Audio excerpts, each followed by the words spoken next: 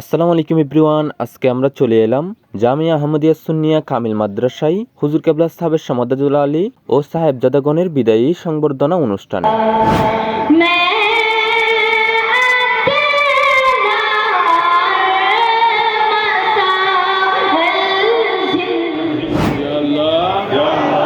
मैं तौबा करता हूँ तमाम गुनाहों से। नारे तकबीर, नारे रिसालत। আমরা যখন জামিয়ার ময়দানে আসি তখন মাঠের অনেকাংশই খালি ছিল, কারণ মাহফিল তখন আরম্ভ হয়নি। আমরা মাগরিবের পরপরই জামিয়ার ময়দানে এসে উপস্থিত হই এবং হুজুর কেবলাকে এক নজর দেখার জন্য স্টেজের পাশের স্থানে গিয়ে বসি এবং নাতে রাসূলের মাধ্যমে মাহফিল আরম্ভ হয়।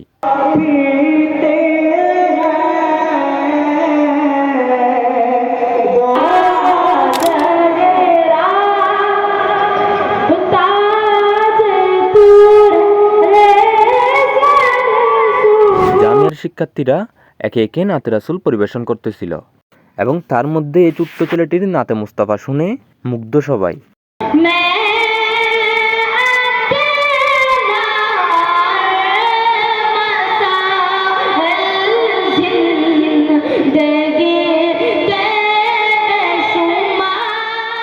নাতে রাসূল পরিবেশন শেষে কয়েকজন আলেম ওলামাগণ সংক্ষিপ্ত আকারে বক্তব্য রাখেন এবং এরপর স্টেজে হুজুর কেবলা আগমন করেন।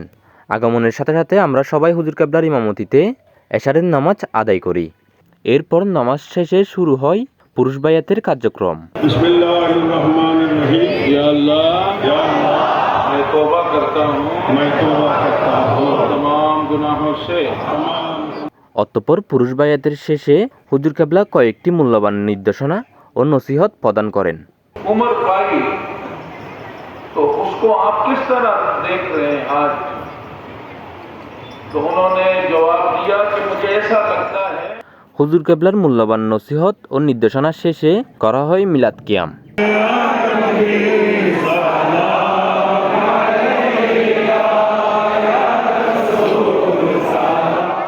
মিলাদ কিয়াম শেষে হুজুর কেবলা মোনাজাত করেন। औलादों को औलाद नसीब कर। या अल्लाह जो बच्चियां जवान हैं घरों में उनके लिए अच्छे जगहों पे रिश्तों का इंतजाम करो। অতঃপর মোনাজাত শেষে হুজুর কেবলা লক্ষ্য আশেগণগণের কাছ থেকে বিদায় নিয়ে নেন। नारे